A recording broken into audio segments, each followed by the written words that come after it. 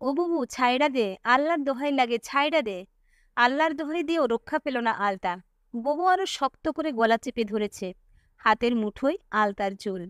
Dahlia গলা ছেড়ে দিয়ে গালের উপর কষিয়ে কয়েকটা চড় দিল। আলতার সুন্দর গালে আঙুলের দাগগুলো স্পষ্ট লাল হয়ে আছে। ডালিয়া একটা ধাক্কা দিয়ে আলতাকে একপাশে ফেলে দেয়। ডালিয়া মেঝেতে বসে কাঁদতে থাকে। আলতার কাশি উঠে যায়। বুবুর সাথে শক্তিতে এসে পারে নাকি? বুবু গলা চেপে ধরল। সেই যে দম আটকে আসছে, আলতার মনে হয়েছে এখনই সব শেষ হয়ে যাবে। চোখ ঘোলাটে হয়ে গেছে। বুবু তার পরেও ছাড়েনি। বুবুকে মনে হয়েছে হিংস্র বাঘ। পাশে বসে আলতা কাশি দিচ্ছে, যে কাশিতে মনে হয় বুকের পাকস্থলী সহ বের হয়ে আসবে গলা দিয়ে। আলতা ছুটে যেয়ে এক গ্লাস পানি ঢকঢক করে খেয়ে ফেলে।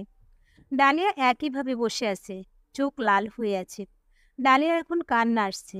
বোনের গায়ে কখনো সে হাত তোলেনি। বাবা মা নেই বহু বছর। তারপর বোন গিয়ে নিজের সন্তানের মতো মানুষ করেছে ডালিয়া। সেই আদরের বোনকেই কিনা ডালিয়া কিছুক্ষণ আগে নির্যাতন না করেছে। ডালিয়ার এত রাগ উঠেছে যা আজকে আর সে নিজেকে নিয়ন্ত্রণ করতে পারেনি। আলতা এক মায়ের পেটের বোন হলেও তার গায়ের রং ডালিয়ার মতো না। আলতা ফর্সা, লম্বা এবং স্বাস্থ্য ভালো। কেবল যৌবনে পা দিয়েছে আলতা।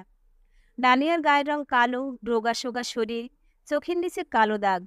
এসবে এখন আর স্বামী রাজ্জাক মুগ্ধতার কিছু খুঁজে পায় না।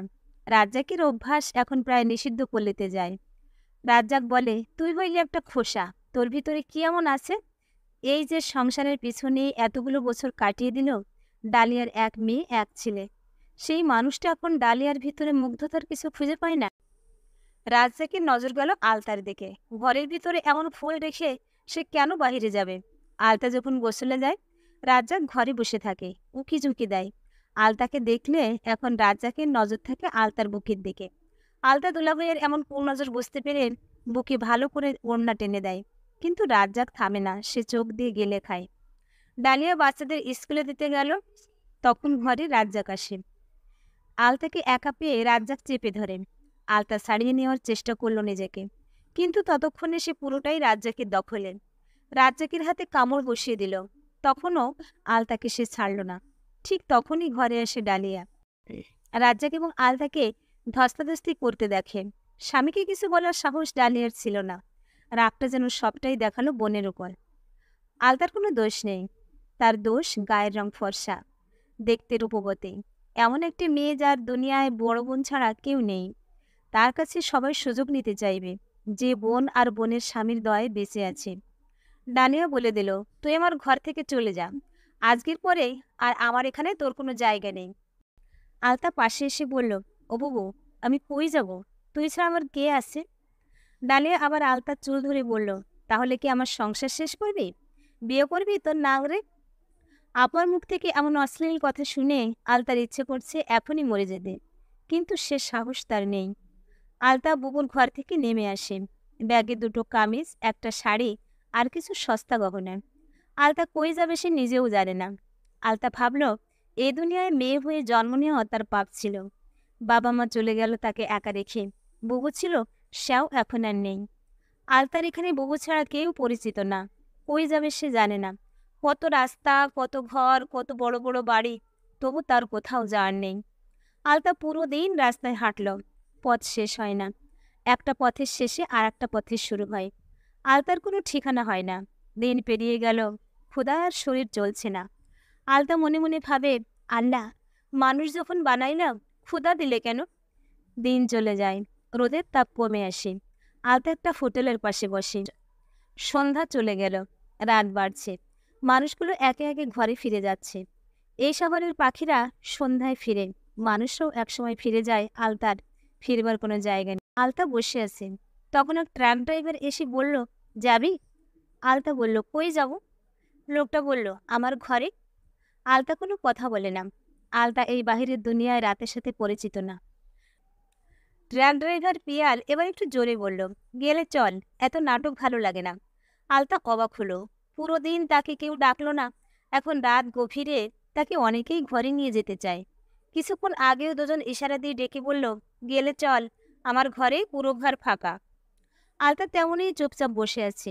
পিয়ালের মনে কৌতূহল জাগলো। পিয়াল অতটা ভালো মানুষ না। প্রায় রাতেই সে ঘরে মেয়ে নিয়ে যায়। তবে এই মেয়েটাকে কেন যেন আলাদা মনে হচ্ছে। পিয়াল চায় না জোর করে কিছু হোক, ইচ্ছে হলে যাবে, না হলে নাই। তবে মেয়েটা অসম্ভব সুন্দর, এমন মেয়ে এই লাইনে আসবার কথা না। আজকাল কত ভালো ঘরের মেয়েরা ঘর থেকে পালিয়ে আসে, কিছু ছাত্রীরাও আবার এই লাইনে আসে। বাড়িতে হয়তো অসুস্থ বাবা মা, নিজের পড়ালেখার খরচ, এসব কারণে আসে। পিয়াল আলতার থেকে 2 হাত দূরে বসলো। পিয়াল জিজ্ঞেস করলো, কি নাম? আলতা।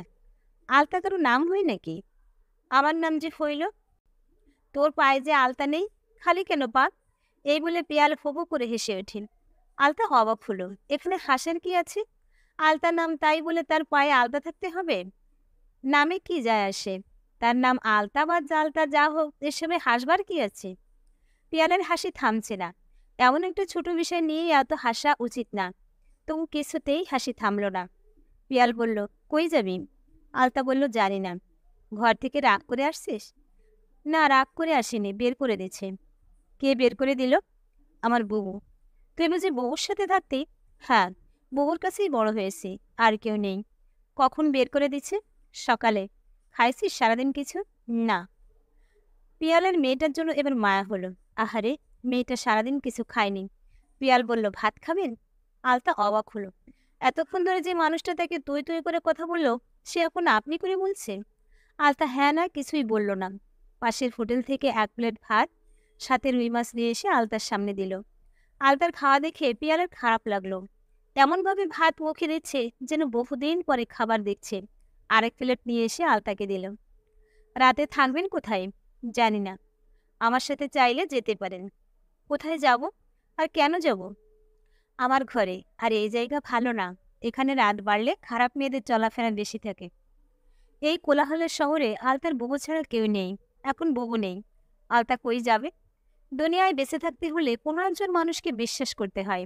আলতা না হয় এই ট্রাক ড্রাইভারকে বিশ্বাস করলো। পিয়ালার ঘরে একটা চৌকি, তার পাশে জামা কাপড় রাখা, 1 প্লেট আর একটা পানির বোতল। আলতা চৌকিতে শুইল, পিয়াল মেঝেতেই ঘুমালো। রাতে আলতার ঘুম হলো না। বুবুর কথা ভেবে কান্না আসলো। বুবু কি তাকে খুঁজবে না? বুবুর কি আজকে ভালো ঘুম হবে? আলতা ভোরে তখন ঘুমানো। পিয়াল কয়েকবার ডাকলো কিন্তু উঠল না। পরে গায়ে ধাক্কা দিতেই আলতা লাফিয়ে উঠে বসে। পিয়াল হাতে কিছু রুটি কলা দিয়ে বলল, এগুলো খেয়ে নিও, আর আমার ট্রাক নিয়ে বের হতে হবে। দরজা বাহির থেকে তালা দিয়ে গেলাম। পানি খাবার আছে, দুপুরে আগে খাবার নিয়ে ফিরে আসবো। আলতা বাধ্য মেয়ের মতো আচ্ছা বলল। মানুষটিকে বিশ্বাস করতেই পারে আলতা। এই শহরে ঠিক এইটুকু বা কে কার জন্যে করে? গত রাতে পিয়ালকে যতটা অপরিচিত মানুষ মনে হলো, ভোরে ঠিক ততই আপন মানুষ মনে হচ্ছে। এইটুকু সময় কারো প্রতি ভালো লাগা জমে যেতে পারে। পারে হয়তো। দুপুরে পিয়াল খাবার নিয়ে আসলো। আলতা খাবার খেলো। পিয়াল বলল, রান্না করতে পারো? হ্যাঁ, পারি। সবসময় যে আর দুপুরে খাবার নিয়ে আসতে পারবো না। অনেক সময় দূরে ট্রিপ থাকে, ফিরতে রাত হবে। 2-1 দিন সময় হয়ে যায় অনেক সময় ফিরতে। তখন যে আর খাবার নিয়ে আসতে পারবো না। আর মানুষ যদি তোমারে দেখে এই ঘরে তুমি আর আমি থাকি, তাহলে আর এখানে তুমি থাকতে পারবে না। এর চেয়ে একটা চুলো আর কিছু হাঁড়ি পাতিল কিনে দিই, ঘরে বসে রান্না করে খাবে। পিয়াল গ্যাসের চুলো কিছু হাঁড়ি পাতিল কিনে দেয়, বাজার রেখে যায় ঘরে। মেয়েটার রান্না খুব ভালো হয়। হোটেলে খেয়েই দিন কাটে পিয়ালের। ঘরের রান্না খেয়েছে সেই ছোটবেলায়, মায়ের হাতের রান্না। এরপর থেকে হোটেলে খাবার খায়। এতদিন পরে ঘরে কারো হাতের রান্না খেতে পেরে সুখ অনুভব হলো। মেয়েটার রান্না আসলেই অনেক সুস্বাদু। পিয়াল চট্টগ্রাম থেকে একটা ট্রিপ নিয়ে ফিরছে। বাড়ির ভিতরে আসবে তখন এই বাড়ির এক মহিলা পিয়ালকে ডেকে বলল, কিরে, তোমার ঘরে মায়া মানুষ থাকে, সে কে? পিয়াল অবাক হলো। তবে কি তার ঘরে যে একটা মেয়ে থাকে সবাই জেনে গেছে? কিন্তু জানবার কথা না, কারণ পিয়ালের ঘরের দরজা বাহির থেকে তালা দিয়ে রাখে। পিয়াল কোনো কথা না বলে তালা খুলে রুমে আসলো। রুমে এসে দেখে বারান্দায় আলতার কাপড়। তাহলে আলতা যখন বারান্দায় কাপড় শুকা দিতে গেছে, তখনই কেউ দেখেছে। যেহেতু একজন তার কাছে জিজ্ঞেস করেছে, বাড়ির বাকিরাও জেনে যাবে। পিয়াল আলতাকে নিয়ে বের হয়ে যায় তখনই, কোনো কথা না বলে। আলতাকে এভাবে এখন আর রাখা যাবে না। তবে এই কয়দিনে মেয়েটার উপর পিয়ালের মায়া জমে গেছে।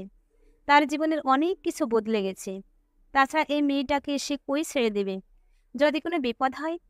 পিয়াল জিজ্ঞেস করল, আলতা, আমারে তোমার কেমন মানুষ মনে হয়? ভালো মানুষ। কেমন ভালো মানুষ? অনেক ভালো মানুষ। আমারে বিয়ে করবে? আলতা চুপ হয়ে গেল, কোনো কথা বলল না। পেয়ালার দিকে আরেকবার তাকালো। মানুষটা দেখতে মন্দ না, তাছাড়া ভালো মানুষ। নয়তো একটা মেয়েকে কোনো স্বার্থ ছাড়া কেউ আশ্রয় দেয়? আলতা বলল, সিগারেট খাওয়া কমিয়ে দিতে হবে। দিনে 2টো সিগারেট খাবেন শুধু। আমার সিগারেটের গন্ধ সহ্য হয় না। পিয়াল বলল, দিলাম কমিয়ে। সন্ধ্যাবেলা বউ নিয়ে ঘরে ফিরে পিয়াল। তার ঘরে সব দরজা জানালা খুলে দিল আলতা। মেয়েটাকে লাল শাড়িতে ফুলের মতো লাগছে। লাল কি ফুল হয়?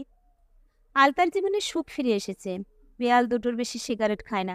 এত ভালোবাসে আলতাকে। আলতার চোখে পানি এসে যায়। তবে মাঝে মধ্যে বুবুর কথা ভেবে মন খারাপ হয়। বুবুর একবার খোঁজ নেওয়া দরকার। আলতা বুবুর খোঁজ নিতে গেল পিয়ালকে সাথে নিয়ে। আলতা জানলো তার বুবু আর নেই। 1 সপ্তাহ হয়েছে শেষ বিদায় নিয়ে দূর আকাশের তারা হয়ে গেছে। আলতার কান্না কে দেখে? পুরো এলাকার মানুষ এসে জড়ো হলো সে কান্না দেখে। আকাশ ভারী হয়ে গেল আলতার কান্নায়। ডালিয়া তার স্বামী রাজ্জাকের নির্যাতন এবং তার নোংরা কর্মকাণ্ড সহ্য করতে না পেরে নিজেই পৃথিবী থেকে চলে যায়। একটা সময় সহ্যের বাহিরে সবকিছু চলে যায়। তখন হিতাহিত বোধ থাকে না। ডালিয়ার স্বাভাবিক মৃত্যু ছিল না। রাত 2টো। রাজ্জাক নিষিদ্ধ পল্লী থেকে ফিরছে তার মোটরসাইকেলে চেপে।